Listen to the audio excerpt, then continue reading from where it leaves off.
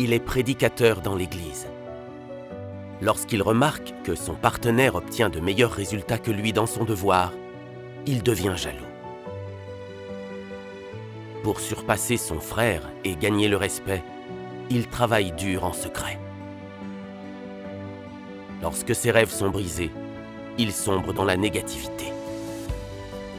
Grâce à la révélation des paroles de Dieu, il prie et réfléchit. Qu'apprend-il sur lui-même? Et comment pratique-t-il et entre-t-il dans la vie?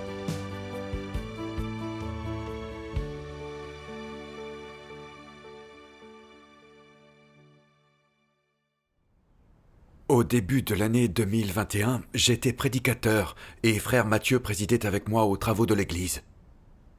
Je débutais dans ce devoir et j'avais encore beaucoup de choses à apprendre. Je lui posais donc souvent des questions. Pendant cette période, Mathieu me parlait souvent des tempéraments corrompus dont il faisait preuve dans son devoir. Avec le temps, j'en suis venu à le mépriser. Je pensais que j'étais moins corrompu que lui et qu'il ne m'était pas profitable d'être en partenariat avec lui. Je pensais être meilleur. Je me disais même, comment est-il devenu prédicateur avant moi? J'ai été son dirigeant. Ce devrait être à moi de lui dire comment être prédicateur et non l'inverse. Comme il est devenu prédicateur avant moi, tout le monde a plus d'estime pour lui. Je ne pouvais l'accepter et j'étais convaincu que je pouvais faire mieux. Afin de le surpasser, je comparais souvent nos travaux les uns avec les autres. Par exemple, quand Mathieu me disait qu'il n'avait pas assez de temps pour tenir le rythme dans son travail, je me réjouissais, sachant que j'avais déjà fait à temps tout mon travail et que le dirigeant supérieur m'estimerait mieux. Cependant, Mathieu a excellé dans le travail dont il était responsable. Un jour, le dirigeant nous a chargés d'identifier des gens qui pourraient être formés comme ouvriers d'abreuvement. En 2 jours, Mathieu avait trouvé 3 candidats. J'ai paniqué, pensant « Il faut que je m'y mette, je dois au moins en trouver autant que Mathieu. Autrement, il obtiendra bien plus d'éloges que moi. » En seulement 3 jours, j'ai réussi à trouver 7 personnes. Pas trop mal. Oui, j'étais satisfait, j'avais fait mieux que Mathieu. Mais après m'avoir questionné sur la situation de chacun, le dirigeant a conclu que pas un seul ne convenait. En les identifiant comme candidats, je n'avais pas compris leur situation réelle. Mais ceux de Mathieu ont tous été acceptés. Ils avaient du calibre, une bonne humanité, aimaient la vérité et voulaient se dépenser pour Dieu. C'est formidable. Oui. Ces 3 jours de travail avaient été vains et j'étais triste. J'ai aussi commencé à être jaloux de Mathieu. Pourquoi obtenait-il toujours de si bons résultats dans son devoir? Et pourquoi pas moi? Il partageait les paroles de Dieu dans nos groupes avec beaucoup d'enthousiasme et assurait le suivi du travail dont j'étais responsable. Avec lui, je n'avais aucun moyen de me distinguer. J'en avais tellement assez de lui que j'ai commencé à le haïr. Pourquoi fallait-il que je remplisse mon devoir avec lui? Je ne voulais pas qu'il soit si visible et je souhaitais qu'il n'obtienne pas de résultats dans son travail. Tu rivalisais avec lui pour la gloire et tu étais jaloux. Il est impossible de collaborer harmonieusement en vivant dans cet état. Oui. Alors, as-tu pris conscience de ton état et l'as-tu corrigé à temps? Oui. Non. J'ai continué à rivaliser pour la gloire et je n'ai pas changé mes habitudes.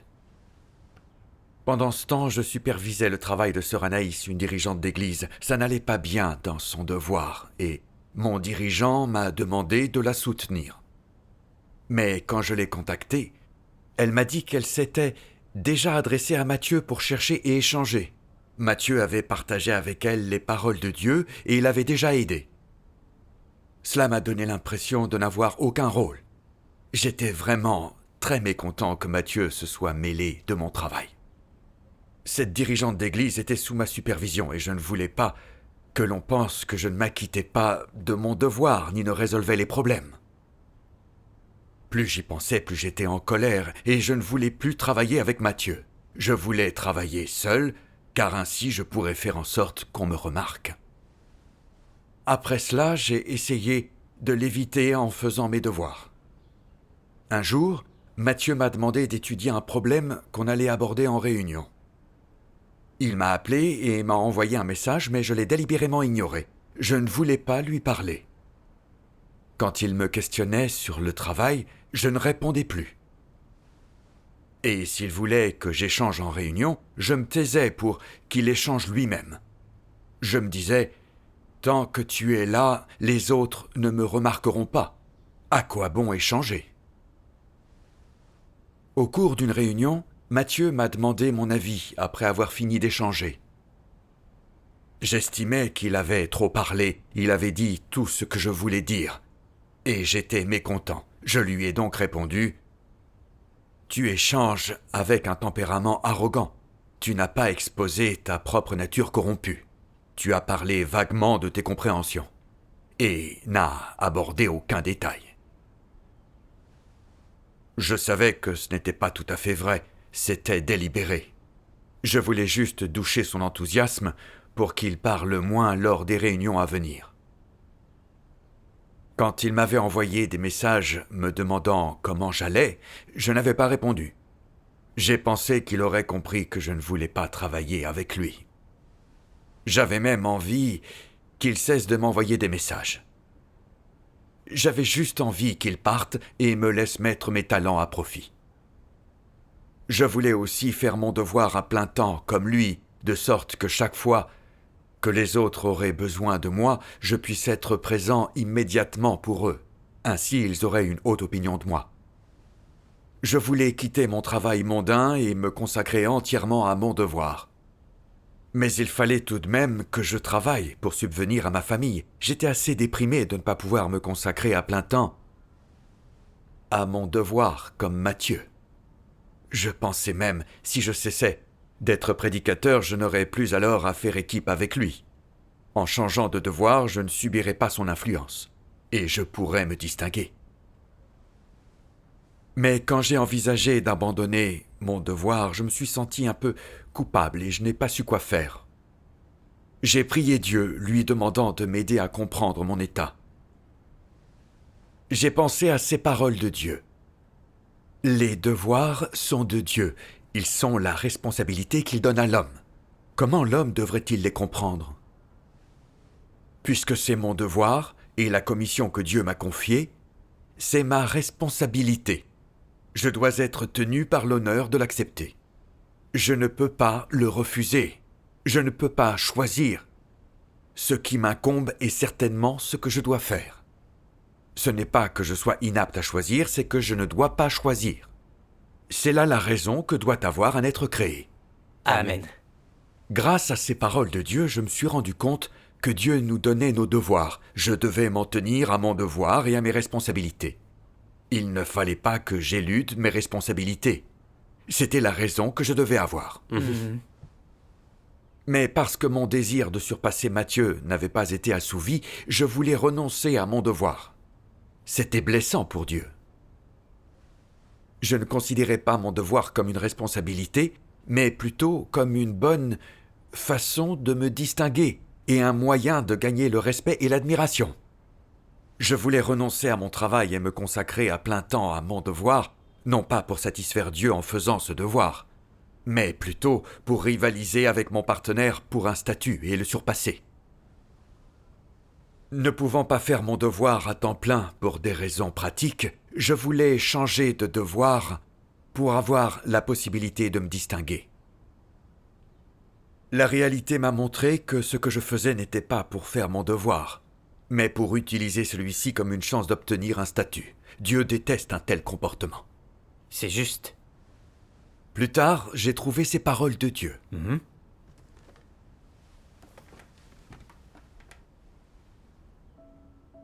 Dieu Tout-Puissant dit : Humanité cruelle, la connivence et l'intrigue, les larcins et les vols à la tire, commis les uns envers les autres, la ruée vers la renommée et la fortune, les massacres mutuels. Quand cela prendra-t-il donc fin ? En dépit des centaines de milliers de paroles que Dieu a prononcées, personne n'a retrouvé la raison. Les gens agissent pour le bien de leur famille, de leurs fils et de leurs filles, pour leur carrière, les perspectives à venir, la position, la vanité et l'argent, pour la nourriture, les vêtements et la chair. Mais y a-t-il quelqu'un dont les actions soient véritablement pour Dieu ? Même parmi ceux qui agissent pour Dieu, il n'y en a qu'un petit nombre qui connaît Dieu. Combien de personnes n'agissent pas en fonction de leurs propres intérêts ? Combien n'oppriment pas les autres ou ne les ostracisent pas dans le but de protéger leur propre position ? Et donc, Dieu a été vigoureusement condamné à mort d'innombrables fois, et un nombre incalculable de juges barbares ont condamné Dieu et l'ont une fois de plus cloué à la croix. Combien peuvent être appelés justes parce qu'ils agissent vraiment pour Dieu ? Il y en a qui ont toujours peur que les autres soient meilleurs qu'eux et leur soient supérieurs, qu'ils soient estimés alors qu'eux-mêmes sont négligés. Cela les conduit à s'en prendre aux autres et à les exclure. N'est-ce pas là de la jalousie envers les autres, plus compétents ? Un tel comportement n'est-il pas égoïste et méprisable ? De quelle sorte de tempérament s'agit-il ? De la malice. Les gens qui ne pensent qu'à leurs intérêts ne satisfont que leurs propres désirs, n'ont aucune considération pour les autres ni pour les intérêts de la maison de Dieu, ont un tempérament mauvais et Dieu ne les aime pas. Si tu es vraiment capable d'être attentif à la volonté de Dieu, tu seras capable d'être juste envers autrui. Si tu recommandes une bonne personne et que tu permets à cette personne de suivre une formation et d'accomplir un devoir, ajoutant ainsi une personne de talent à la maison de Dieu, ton travail ne sera-t-il pas alors plus facile à faire ? N'auras-tu pas alors été à la hauteur de ta loyauté dans ce devoir ? C'est une bonne action devant Dieu. C'est le minimum de conscience et de sens que doit posséder celui qui est dirigeant. Amen. Amen. Grâce à ces paroles, j'ai compris mon état. Dieu dit, « Certains craignent toujours que d'autres soient meilleurs qu'eux, qu'ils soient estimés alors qu'eux-mêmes sont négligés. Ça les pousse à attaquer et exclure les autres. » N'est-ce pas être jaloux des gens talentueux ? N'est-ce pas être égoïste, méchant ? Quel est ce tempérament ? De la malice. Ces paroles étaient la vérité et exposaient vraiment mon état réel. Oui. Quand j'avais vu que mon partenaire obtenait de meilleurs résultats que moi dans son devoir et qu'il savait mieux résoudre les problèmes, je pensais qu'il était meilleur et que lui présent, je ne pourrais me distinguer. Alors je l'avais envié et ne voulais plus collaborer avec lui. J'avais ignoré ses messages et je n'avais pas répondu à ses appels. Quand il échangeait sur sa compréhension et son expérience, je ne l'aidais pas à maintenir la vie de l'Église, mais tâchais de repérer tous ses défauts. Je l'avais même traité d'arrogant et attaqué, pour qu'il soit moins enthousiaste et cesse de se distinguer et de me surpasser. J'étais vraiment malveillant. Chaque fois que je devais accomplir mon devoir avec lui, j'étais très tourmenté. Je cherchais toujours à rivaliser et j'étais incapable de conserver mon calme. C'était tout comme Dieu l'a dit. Humanité cruelle, les intrigues, les disputes, la ruée sur le pouvoir et le profit, les massacres mutuels, quand cela prendra-t-il fin ? Mon désir de gloire et de statut n'étant jamais assouvi, j'ai haï mon partenaire. Je cherchais à m'éloigner et me débarrasser de lui pour pouvoir travailler seul. J'avais même songé à renoncer à mon devoir. Je me suis rendu compte à quel point j'étais malveillant et inhumain. J'étais comme les bêtes sauvages qui chassent leur proie, prêt à me battre vraiment pour défendre mes propres intérêts. Je ne me souciais que de moi, pas du travail. Même si le travail de l'Église prenait du retard, je n'étais pas inquiet. Combien j'étais égoïste et méprisable. Oui. Si tu es en lutte pour un statut et en rivalité dans tes devoirs, tu finiras par être détesté par Dieu. C'est juste. J'ai aussi réfléchi à la raison pour laquelle je ne pouvais pas faire équipe avec Matthieu simplement. J'ai compris que dans ma foi, j'avais emprunté un mauvais chemin à cause de mon tempérament satanique. Si je ne cherchais pas la vérité ni ne résolvais mon tempérament corrompu, je perdrais l'œuvre du Saint-Esprit et chuterais dans les ténèbres. J'ai prié Dieu plusieurs fois, lui demandant de m'aider à me comprendre et à résoudre ma corruption. J'ai ensuite lu ces paroles de Dieu. Quelle est la devise des antéchrists, quel que soit le groupe auquel ils appartiennent? Je dois rivaliser, rivaliser, rivaliser pour être le plus élevé et puissant. C'est le tempérament des antéchrists. Où qu'ils aillent, ils rivalisent et essaient d'atteindre leur but. Ce sont les laquais de Satan et ils perturbent le travail de l'Église. Le tempérament des antéchrists est le suivant. Ils commencent par regarder du côté de l'Église pour voir qui croit en Dieu depuis des années et a un capital, qui a des dons ou des compétences particulières, qui a été bénéfique aux frères et sœurs dans leur entrée dans la vie, qui est bien considéré dans l'Église, qui a de l'ancienneté dans la croyance, dont on parle bien et qu'on estime parmi les frères et sœurs, qui a plus de choses positives que les autres. Ces personnes doivent être leurs propres concurrents. En somme, chaque fois que des antéchrists sont parmi un groupe de personnes, c'est ce qu'ils font toujours. Ils rivalisent pour le statut, pour une bonne réputation, pour avoir le dernier mot sur les questions et le pouvoir ultime de prendre des décisions au sein du groupe, ce qui, une fois acquis, les rend heureux. Voyez maintenant à quel point le tempérament de l'ensemble des antéchrists est arrogant, odieux et déraisonnable. Ils n'ont ni conscience ni raison, ni même une once de vérité. On peut voir dans les actes des antéchrists que ce qu'ils font n'a rien de la raison d'une personne normale, et bien qu'on puisse partager la vérité avec eux, ils ne l'acceptent pas.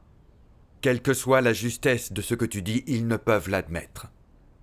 La seule chose qu'ils aiment poursuivre, ce sont la réputation et le statut qu'ils tiennent en révérence. Tant qu'ils peuvent profiter des avantages du statut, ils sont satisfaits. C'est, croient-ils, la valeur de leur existence. Quel que soit le groupe dans lequel ils sont, ils doivent montrer la lumière et la chaleur qu'ils procurent, leur talent particulier, leur singularité. Et c'est parce qu'ils croient vraiment qu'ils sont spéciaux, qu'ils pensent naturellement qu'ils devraient être mieux traités que les autres personnes qui les entourent, qu'ils devraient recevoir le soutien et l'admiration des gens, qu'on devrait les admirer, les vénérer. Ils pensent que tout cela leur est naturellement dû. De telles personnes ne sont-elles pas effrontées et sans vergogne? La présence de telles personnes dans l'Église n'est-elle pas problématique? Amen. Amen. Grâce à ces paroles de Dieu, j'ai pris conscience de la gravité de mes actes. Il s'avérait qu'en recherchant la gloire, un statut et l'admiration des autres dans mon devoir, je manifestais un tempérament d'antéchrist. Oui. En voyant que l'échange de Matthieu sur la vérité était éclairant et que les autres le louaient et venaient lui poser des questions, je l'avais envié. Afin de le surpasser et d'avoir un statut dans le cœur des autres, j'avais même pensé quitter mon travail pour pouvoir faire mon devoir à temps plein, afin de pouvoir être là dès que quelqu'un aurait besoin de moi pour résoudre son problème. Les autres auraient ainsi une haute opinion de moi, et mon partenaire n'aurait plus une place particulière. Chaque fois que je faisais des devoirs avec Matthieu, j'avais l'impression de vivre dans son ombre et de ne pas avoir de chance de me distinguer. Je n'aimais pas la façon dont il gagnait toujours l'admiration et les éloges des frères et sœurs. Et j'espérais même que personne ne répondrait à ces messages dans le groupe. À cause de lui, aucun des autres ne me remarquait. Si bien que je passais quasi tout mon temps à lutter contre lui, en espérant le surpasser et faire en sorte que les frères et sœurs m'admirent et me vénèrent. Voilà le genre de comportement que j'affichais dans ma tentative d'obtenir gloire et statut. Oui. Mon ambition et mon désir n'étaient pas satisfaits, et je me disais que je ne pourrais pas me distinguer. Je ne voulais plus être prédicateur, pensant que je pourrais me faire un nom dans un autre devoir. J'ai compris que mon obsession pour la gloire et le statut était hors de contrôle. J'étais tout comme un antéchrist dans mon amour de la gloire et du statut. Ce désir était intrinsèque à ma nature. J'ai compris que la voie que je suivais était très dangereuse. Oui. Le tempérament de Dieu ne saurait être offensé, il est juste. Si je ne cherchais pas à changer et si je rivalisais pour le statut sans penser pour le travail de l'Église, je serais rejeté et chassé par Dieu. J'ai ressenti un profond dégoût pour mes actes et j'ai cessé de vouloir rivaliser avec mon partenaire pour un statut. J'ai prié Dieu lui demandant de m'aider à me libérer des entraves et des contraintes de mon tempérament satanique. Je suis tombé sur ces paroles de Dieu. Quelle que soit la direction ou la cible de ta poursuite, si tu ne réfléchis pas à la poursuite du statut et du prestige et tu as du mal à les mettre de côté, alors elles affecteront ton entrée dans la vie. Tant que le statut et la gloire garderont une place dans ton cœur, cela contrôlera et influencera complètement l'orientation de ta vie et les objectifs que tu cherches à atteindre, et il te sera difficile d'entrer dans la réalité de la vérité, de réussir à changer ton tempérament. Que tu puisses gagner l'approbation de Dieu, cela va sans dire. De plus, si tu n'es jamais capable de mettre de côté ta poursuite du statut, cela affectera ta capacité à faire ton devoir de façon adéquate. Et il te sera donc très difficile de devenir une créature de Dieu acceptable. Pourquoi dis-je cela ?